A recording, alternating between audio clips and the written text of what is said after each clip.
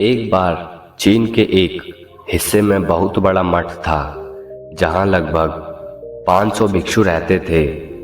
वो सभी अपने गुरु के मार्गदर्शन में खुद को जानने का अभ्यास कर रहे थे। एक दिन एक लड़का उस मठ में शिष्य बनने के लिए आया। उसने मास्टर से कहा, मास्टर मैं खुद को जानना चाहता हूँ।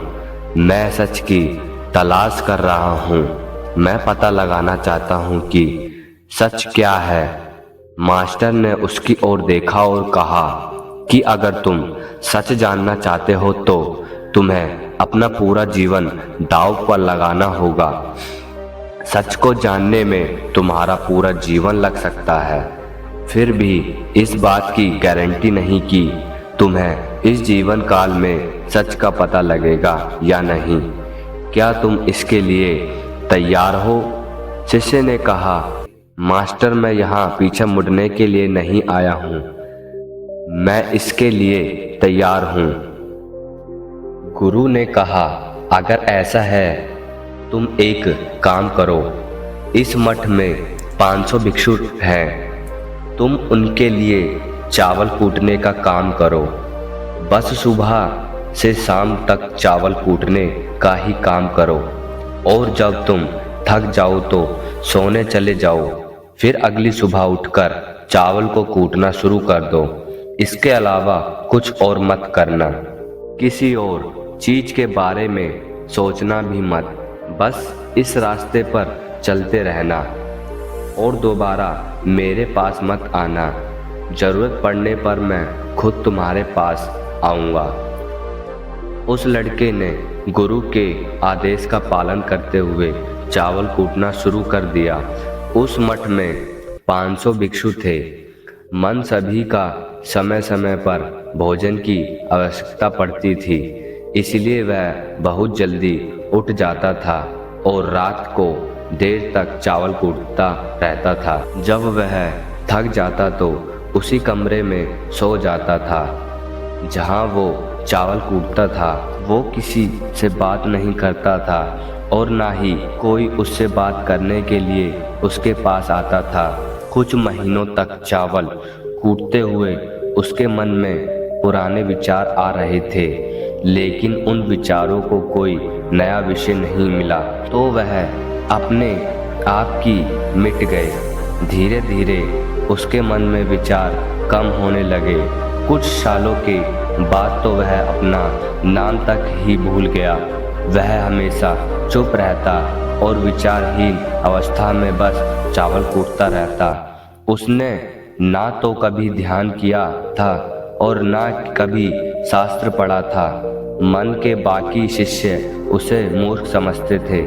ऐसा करते हुए 12 साल बीत गए। 12 साल बाद एक दिन मास्टर ने घोषणा की, अब मेरा आखिरी समय आ रहा है और मुझे अपना अधिकारी चुनना है जो मेरे बाद मठ का मुखिया होगा।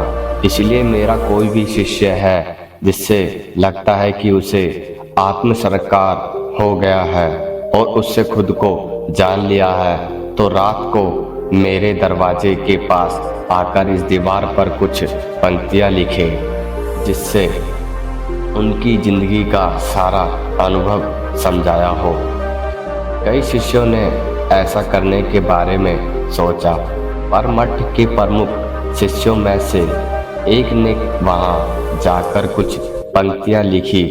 उसे बौद्ध धर्म ग्रंथों का बहुत ज्ञान था। तभी शिष्यों को लगता था कि वो इस मठ का उत्तरदायित्व बन सकता है। उसने लिखा था कि मन एक दर्पण की तरह है जिस पर विचारों और इच्छाओं की धूल जमा हो जाती है। इस धूल को हटाने के लिए ही ध्यान है। जिसकी धूल हट जाती है और मन का दर्पण साफ हो जाता है, वो मोक्ष को प्राप्त कर लेता है। अगली सुबह जब मास्टर उठे और उन्होंने इन पंक्तियों को देखा और उन्होंने कहा कि किस बेवकूफ ने यह सब कचरा मेरी दीवार पर लिखा है। वो शिष्य जिसने यह लिखा था वो चुप रहा। हालांकि उसने जो पंक्तियां लिखी थी वो ज्ञान से भरी थी लेकिन यह सब किताबी ज्ञान था। वो शिष्य बहुत ही चालाक था। उसने पंक्तियां लिखी पर उसने नीचे अपने हस्ताक्षर नहीं किए, क्योंकि वो स्वयं उसके बारे में निश्चित नहीं था कि यह सही है या नहीं, क्योंकि उसे आत्मसरका नहीं मिला हुआ था। गुरु ने पंक्तियों को पूरी तरह से खारिज कर दिया। यह देखकर सभी हैरान रह गए। यह घटना पूरे मठ में चर्चा का विषय बन गई। इस विषय पर बात करते हुए दो शिष्य उस शिष्य के पास गुजरे जो 12 साल पहले यहाँ आया था और दिन रात चावल कूटता रहता था। दोनों की चर्चा सुनकर वह धीरे से हंस पड़ा। दोनों शिष्यों ने उसे पूछा कि तुम क्यों हंस रहे हो। दोनों शिष्यों की नज़र में यह चावल कूटने वाला तुच्छ ही भिक्षु था। किसी ने उसे ना तो कभी ध्यान करते हुए देखा था, ना ही कभी शास्त्र पढ़ते हुए। हर कोई उसे मूर्ख समझता था, जो बस चावल को ही जानता था। मठ में बहुत बड़े बड़े विद्वान थे, लेकिन उस चावल कूटने वाले को किसी से कोई मतलब नहीं था। इसलिए वह दोनों शिष्य उसे मुस्कुराता हुआ देखकर चकित रह गए। उन्होंने फिर उससे पूछा कि तुम क्यों हंस रहे हो। उसने जवाब दिया, मैं इसलिए हंसा कि मास्टर सही बोल रहे हैं। यह सब पंक्तियां कचरा है, इन पंक्तियों का कोई मूल्य नहीं है। वो दोनों शिष्य चौंक गए। उन्होंने उसे पूछा कि क्या तुम ऐसी पंक्तियां लिख सकते हो जो इससे भी बेहतर हो। चावल पीसने वाले ने जवाब दिया, नहीं, क्योंकि मैं अनपढ़ हूँ, लेकिन हाँ, मैं कुछ पंक्तियां कह सकता हूँ। अगर तुमने उन पंक्तियों को तुम लिख सकते हो तो मैं तुम्हारे साथ जाने के लिए तैयार हूँ। उन दोनों शिष्यों ने कहा, ठीक है। यह मास्टर के कमरे के पास गए और चावल कूटने वाले ने कुछ पंक्तियां बोली और दूसरे शिष्य ने उस दीवार पर लिख दिया और उन पंक्तियों के नीचे लिख दिया कि चावल कूटने वाला। उन्हें लगा कि मास्टर इस पर भी गुस्सा करेंगे। जो पंक्तियां उसने लिखने के लिए कहा था बहुत अद्भुत थी और वो पंक्तियां बढ़िया थी। मन तो बस एक का भ्रम है, ना तो मन है, ना ही मन का कोई दर्पण है। और जब मन ही नहीं तो धूल कहाँ ठहरेगी। जो यह जानता है वो सच को जान गया। जब गुरु ने यह पंक्तियां देखी तो वह आधी रात को उठे और चावल कूटने वाले के पास गए। वह सो रहा था। मास्टर ने उसे जगाया और कहा कि ये लो मेरी छड़ी और मेरे वस्त्र ले लो। आज से तुम मेरे उत्तराधिकारी हो, लेकिन इस मठ को छोड़कर नहीं, लेकिन इस मठ को छोड़कर कहीं दूर चले जाओ, क्योंकि इस मठ में बहुत सारे विद्वान हैं जो खुद को तुमसे ज़्यादा श्रेष्ठ मानते हैं और वो तुम्हें मार देंगे।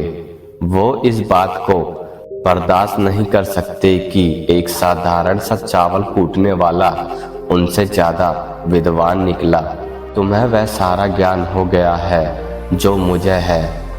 तुम्हें यह सारा ज्ञान चावल कूटते कूटते हुआ है और मुझे पता है कि तुम जहाँ भी जाओगे लोग तुम्हारे पास आने लगेंगे, क्योंकि जब कोई फूल खिलता है तो उसकी महक हर तरह फैलने लगती है। उसने अपने गुरु के पैर छुए और रात को ही वहाँ से चला गया। अगर हम अपनी जिंदगी में देखें तो पाएंगे बहुत से लोग सोचते हैं कि ध्यान केवल एक ही जगह बैठकर आंखें बंद कर कर ही किया जा सकता है, लेकिन हकीकत में ऐसा नहीं है। ध्यान तो चलते चलते भी किया जा सकता है। अपना कुछ काम करते हुए भी ध्यान किया जा सकता है। असल में ध्यान का मतलब यह है कि आप जो भी काम कर रहे हैं उसे अपनी इच्छा से करें कि आपको आपके शरीर का ख्याल भी ना रहे। बिल्कुल उस चावल पीसने वाले की तरह जो चावल कूटने में इतना मगन हो गया कि उसको खुद का कोई ख्याल ही नहीं रहा। उसने चावल कूटते हुए ही अपने अंदर की शक्तियां प्राप्त कर ली।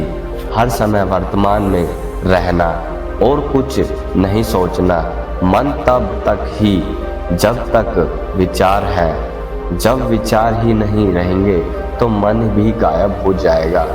जब मन ही नहीं रहेगा तभी तुम आपको अच्छे से जान पाओगे। असल में हमें अपने वास्तविक रूप को जानने के लिए कोई अन्य साधना करने की आवश्यकता नहीं है। हम जो कुछ भी कर रहे हैं बस उसमें अपने पूरी तरह से खो जाने की ज़रूरत है। अपने काम में इस कदर से लीन हो जाओ क्या आपको काम भी ध्यान बन जाए।